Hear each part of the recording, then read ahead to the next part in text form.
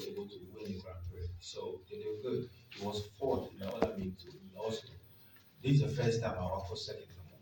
Previous years they didn't get a chance to like second because in America now, the school system will be basically running almost every week. When the school session is over, you're on your own. If you don't get a chance to go to Europe to run, then what you have to do, you have to work. So sometimes, it is difficult, if you getting the opportunity to run in Europe. Athletics is not down.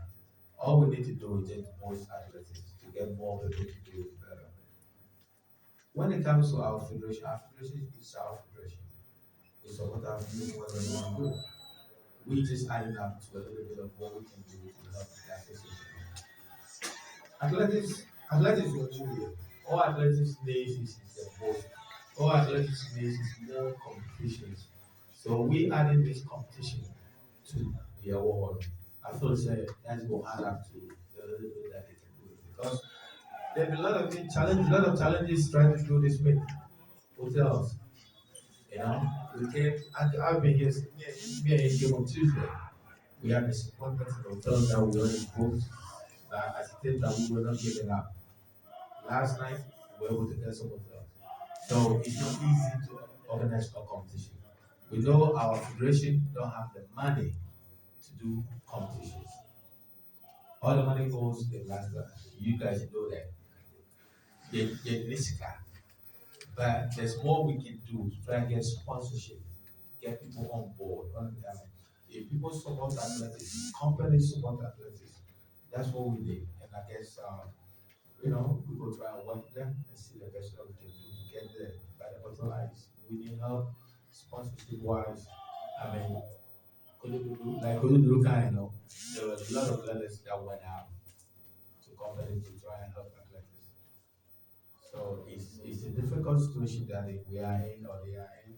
But at the same time, too, we can't just sit back and just say, oh, because we need that too, I'm not going to do it. Because if you want to get to something that you don't, make it happen on your own, go out there and hustle and get it. So athletics is not dead. We're doing great. These kids are doing great. All they need is more, motivation, more, help, and they'll be fine. But we're doing okay. If we can add up to something. Yeah, there's a little bit to touch here because from the aspect of talent. Um, it wasn't too long ago, Azamati was one of the boys running around these tracks with his Ghana's fastest and all that. I mean, I think here he was averaging 10:30 or something or so before he left the country and went out. And 2.5 years, and here we are with him.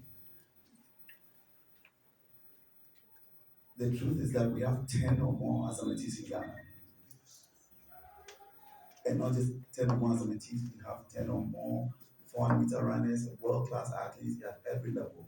It was a wonderful high jumper. So we have so much talent in this country. The issue, of course, is infrastructure and more help for the people who are doing all the dirty work every single day, coaching these kids and bringing them up. And then, of course, the competitions they are trying to do. So nobody should ever doubt the fact that this country, in a few short years, if we all can do what we're supposed to do, we can flip this country's athletics program to a certain level that will be so stunning to the whole world except for us because we know we have the talent. So that's what we're all about. That's why again we are trying to play our little role here to help make things better for the country. Because like Tim said, this over reliance on government is not working. We all know this. And we are hoping that through our efforts and another thing we are doing through our hard work is bringing more visibility to athletics that we want to do. We want it to be front and center. We're never going to take over football, but we want athletics to be front and center everywhere we can in this country. And so part of what we are doing is to continue to push this. And this is just the beginning, guys. We are coming. We are really going to push this thing. With the Past Athletes Association, we are going to push this thing as far as we can and do as much as we can. And in the process, we believe in the process, as the success starts coming up, it will pull our higher ups at the federation level in terms of, you know, funding from the government and stuff. Maybe finally, just maybe, it will start attracting more assistance from the government to help in all the efforts, so that we can have a country that fully supports our athletics program. Because one thing you have to understand is that when we get the athletes out of the country, and most of them have to get out because we don't have the facilities to go for greener pastures.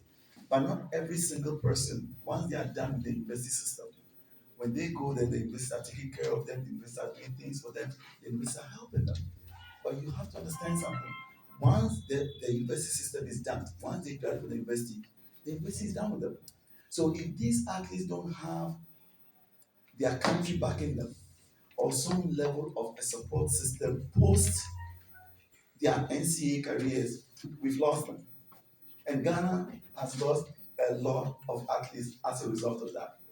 Because they are done with school, not everybody can be at the Diamond League, right away. So then, if there's no help, there's a vacuum. And then they just pack up their bags and move on to other things.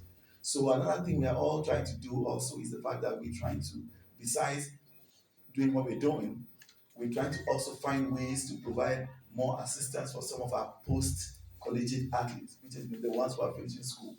Finding means to see how we can help them, and finding ways to see how we can support them so that they can continue to train and continue to perform for Ghana at the highest level.